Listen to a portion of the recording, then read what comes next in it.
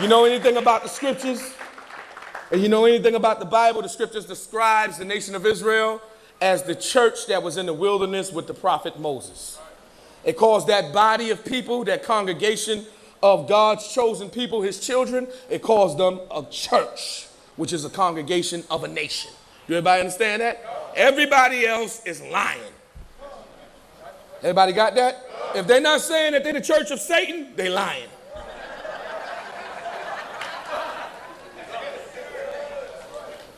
Everybody got that, right? And we're going to be going through all these things. We're going to be going through these things to show that this is what it's all about. This is what it's always have been about. This is what God has planned from the very beginning. God planned this before the foundation of the world was formed. How can a nation open up its mouth? And when I say a nation, I'm talking about everybody that's not in the Israelite Church of God in Jesus Christ. They're all nations. They're all heathens. How can a heathen open up their mouth? When God has planned from the very beginning, it's been predestined from the beginning that it's going to be about the Israelite Church of God in Jesus Christ. That's going to be all about the Israelites.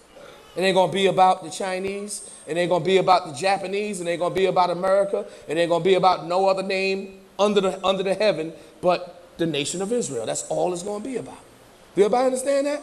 And this has been predestined. This has been set up before the earth was a circle. God set this up. And when he set it up, he said, after he looked at everything, no man spake against them. When he looked at everybody and said, listen, it's going to be all about the Israelites. Ain't nobody opened up their mouth. Then as time went along and millenniums passed, people started forgetting about God and started talking and opening up their mouths and thinking it's about them. And it's not about what God said it's going to always be about, which is the Israelite Church of God in Jesus Christ, the nation of Israel. That's what it's going to always be about. And I know some of you are kind of shook behind this sermon that I'm giving right now because you know you're not fully in the Israelite Church of God in Jesus Christ. That's just too bad for you. The Israelite Church of God in Jesus Christ ain't keep you out. We ain't close the door on you, did we? Did we stop you from coming in? So why are you not fully in? That's just your problem that you're going to have to fix before the time of threshing comes. Read it one more time and tell them where you at. St. John 4:11. Come on. The woman said unto him, Come on. Sir, thou hast nothing to draw with. Come on. And the well is deep. Come on. From whence hast thou that living water? Come on. Art thou greater than our father Jacob? Now she wants to be an Israelite. Read on. Which gave us the well. Come on. And drank thereof himself. Gave us the well. Y'all see this? Read on. And drank thereof himself and his children. Come on. And his cattle. Come on. Jesus answered and said unto her, Read on. Whosoever drinketh of this water shall thirst again. But whosoever drinketh of the water that I shall give him Come on. shall never thirst. Come but on. the water that I shall give him shall be in him a well of water springing up into everlasting life. Okay, see, what Christ is showing us that this is a gift that comes from God. You can't claim this to yourself. See, you can go to that well and try to take that. You can take over that with a military and say, this is our well now. But what Christ is talking about, this water that he's talking about, he has to give it to you. It has to be given to you by the Spirit of God. Do everybody understand that? Everybody got that? And it's a well of water that's going to spring up to everlasting life. And the only way you're going to get this is God got to give it to you. So he about to tell this woman that, you ain't getting this. Everybody understand that? And we about to see that. Read on. Verse 15. Come on. The woman saith unto him, Read on. Sir, give me this water. Read that one more time. The woman saith unto him, Read on. Sir, give me this water. Now I want everybody to understand what this woman is asking for. She's asking Jesus Christ for the gift of everlasting life. Everybody understand that? What most heathens, if not all the heathens, are asking for. The gift of everlasting life. Let's read the 14th verse one more time. But whosoever drinketh of the water that I shall give him Read on. shall never thirst. Read on. But the water that I shall give him Read on. shall be in him a well of water. Read on. Bringing up into everlasting life. Bringing up into what? Everlasting life. Into what? Everlasting life. So what is the focus now, everybody? Everlasting life. Read verse 15. The woman saith unto him, Sir, give me this water. Read on. That I thirst not. Come on. Neither come hither to draw. You need to come hither to draw. Read on. Jesus saith unto her. Now, Christ going to just completely change the subject.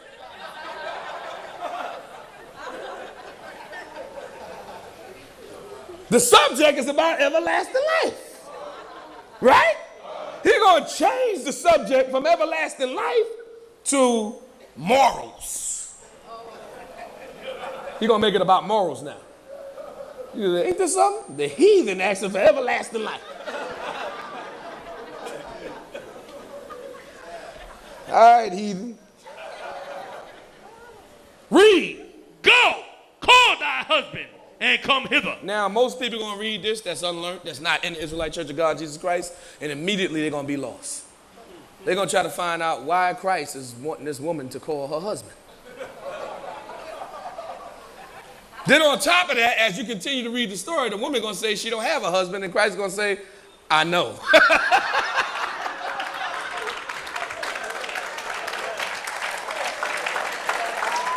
So the point is, why is he telling her to call her husband if he knows she doesn't have one? He's going to point out what he do know that she have. Everybody got that? He's going to point out he knows what she's doing. And he's going to show her that he is a man of God, and beyond a man of God, that he is the Son of God. Do everybody understand that? That's what he's about to let this woman know. You want everlasting life? You heathen? You want everlasting life? You uncircumcised heathen who can't cut the flesh off even if you wanted to. You want everlasting life. Read that one more time. Tell them where you at. Verse 15. Come on. The woman said unto him, Come on. Sir, give me this water. Come on. That I thirst not. Come on. Neither come hither to draw. Read on. Jesus said unto her, Read on. Go, call thy husband. Read on. And come hither. Read on. The woman answered and said, I have no husband. Read that one more time. I have no husband. What did she say? I have no husband. Read it one more time. I have no husband. Read it again. I have no husband. What did she say? I have no husband. Read on. Jesus said unto her, Read. Thou hast well said. What did he say? Thou hast well said. What did he say? Thou hast well said. What did he say? Thou hast well said.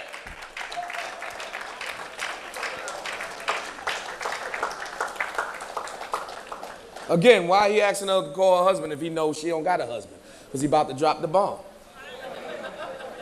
Thou hast well said. Read on. I have no husband. Read on. For thou hast had 5 husbands. Read that one more time. For thou hast had 5 husbands. Read it again. For thou hast had 5 husbands. Okay, see, nowadays that don't sting that much.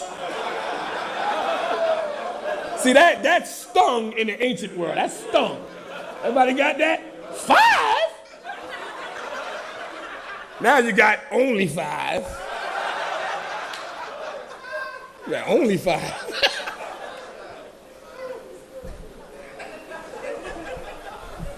For thou hast had 5 husbands. Read on. And he Read on. whom thou now hast Read on. is not thy husband. And he whom thou now has. Has meaning that they together, they are intimate. Do everybody understand that? She's a whore. That's what that means.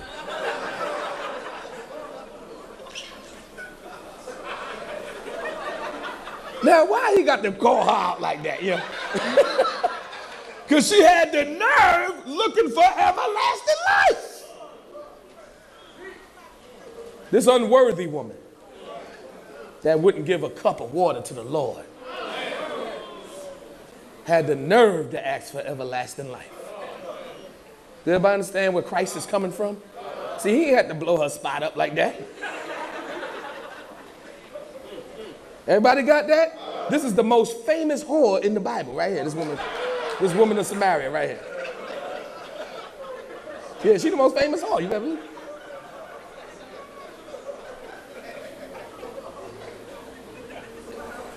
When you read on in the scriptures, I don't think we might gonna go that far, but when you read on the scriptures tell you, the woman went to her townsmen, her people, her countrymen, and she said, come and let me show you a man that told me everything I ever did.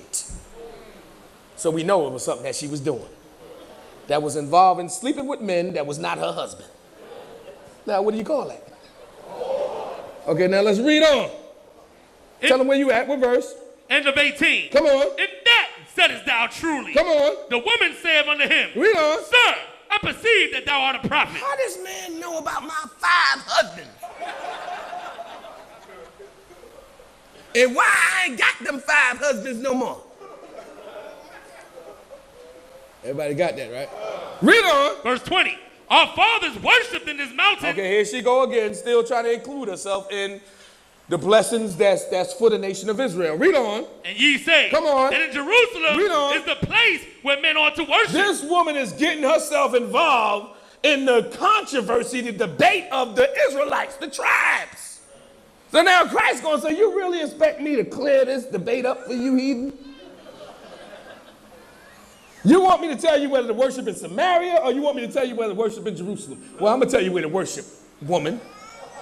Read on. Verse 21. Come on. Jesus said unto her, Read on. woman, believe me. Okay, come on, brother. Read it one more time. Woman, believe me. Okay, come on, brother. Read that one more time. Woman, believe me. Come on, brother. Read it again. Woman, believe me. See, we're in the middle of this story, right? Y'all know where we at, right? And this woman got nerve. She got some nerve. So now Christ, that was a gut. That was a saying that came from the abdomen. Do everybody understand? Woman, believe me.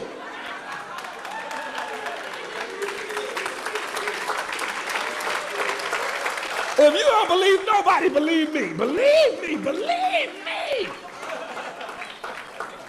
If you can't believe nobody, you can believe me. Who's speaking here? Jesus Christ. Woman, believe me. Read on. The hour cometh. Read it one more time. The hour cometh. Come on. When ye shall neither in this mountain You ain't going to worship in Samaria. Read on. nor yet at Jerusalem Read on. worship the Father. Now, what is Christ showing them? There's no place. There's no place for the heathens. The heathens' judgment is already written. You know why? Because in the beginning of everything, when you look at everything from the very beginning, God required all nations. Again, every knee shall bow and every tongue shall confess. He the creator of all. Why wouldn't he require them to give him his respect? But the bottom line is they didn't.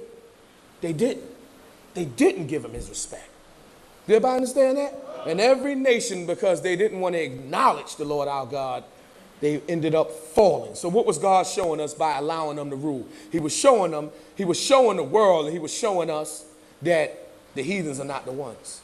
They can't never get to the point that Israel is going to get to. I gave them a chance, and they failed. Will the heathens follow me and keep following me? It's not going to happen.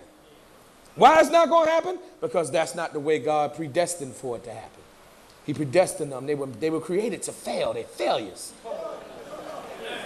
And it may seem harsh. It may seem like some hard sayings, but they're failures. The only reason they get an opportunity to get on top, to show what they got, is when the Israelites mess up. And then they don't show much. They don't have much of nothing.